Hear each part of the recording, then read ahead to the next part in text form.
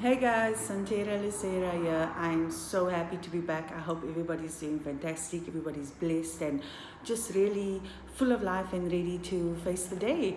And no matter where you guys are, if you're having a down day, just know that you are in charge of your own life and you gotta make things happen for yourself because no one else is gonna do it for you. And there is so much spiritual help out there besides your own using your own will and your own energy to just make things happen. There's also lots of spiritual help. So you read the topic, successful spells, just basic tips, to do it yourself at home and to make sure that your spells are successful, because you can have all the ingredients and maybe just not have all the other aspects that is needed when casting spells, you know. So I'm very straight to the point. A lot of you, if you're new to the channel, I don't faff around. I'm not long-winded. I get straight to the point because that's why you guys are, you yeah, for that very reason. It's not going to be a slow-mo. So I'm going to keep quiet, stop rambling, and I'm going to explain word for word. I literally wrote it down so that I can go through it quicker and I don't have to spend time, thinking, okay, did I say that? Did I say this? So this is for beginners and also if you're not a beginner and maybe, if a lot of people when they are doing spells, maybe they've been doing it for a few years, there are sometimes a few things that we forget to do because we get so used to it, we get so comfortable and we're wondering why it's just not happening the way we want it to happen. Maybe this would be a useful video to watch right now. In my opinion, I think it's a great video. So yeah, let's get through this. So number one, clear your own energy. When you have to do spell work, clear your mind. You cannot have anything bothering you.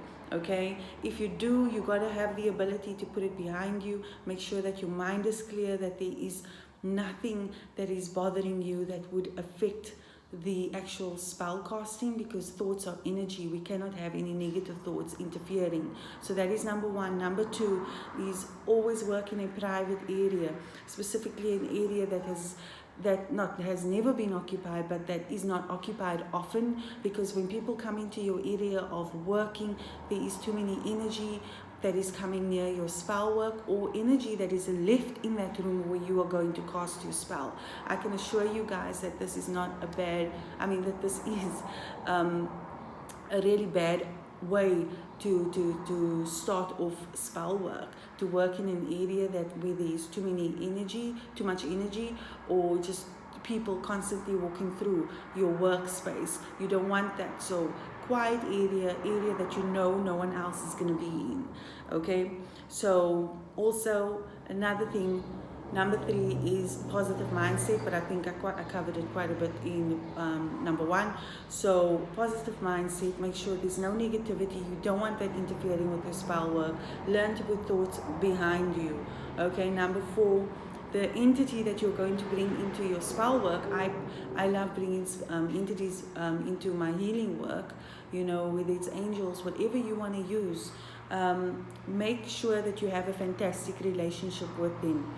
Okay, you can't expect some random entity to just assist you and know that you don't have the best of relationships with them. I do apologize if you're hearing cars in the background. Like I said, I needed to make this video no matter where my setting was, so that's what I'm doing right now.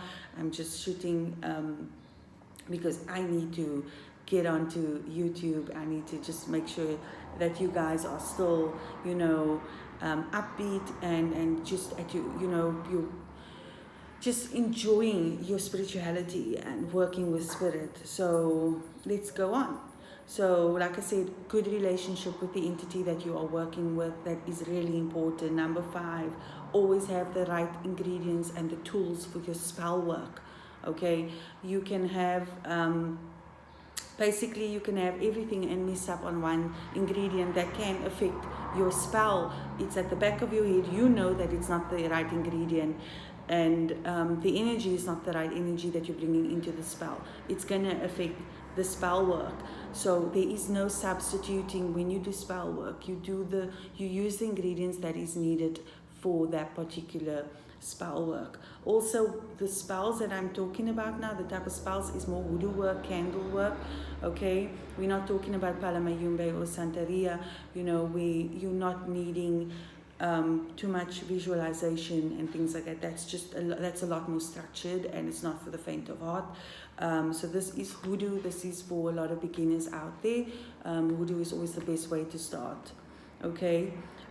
Before you start your spell work, always make sure that you've written out your desires that you would like to manifest. So it can basically be, you know, the letter that you put next to your spell work of what you'd like must happen. Read it out as well when you are half done with your work, besides the visualization.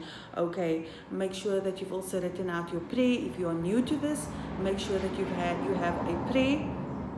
And guys, I can see I've got one earring hanging from my hair here, but anyways, we're not going to worry about that. So write down your basic desires that you'd like, you know, to manifest for your spell work, and also the prayers needed. Always make sure that you are 100% prepared for the work ahead.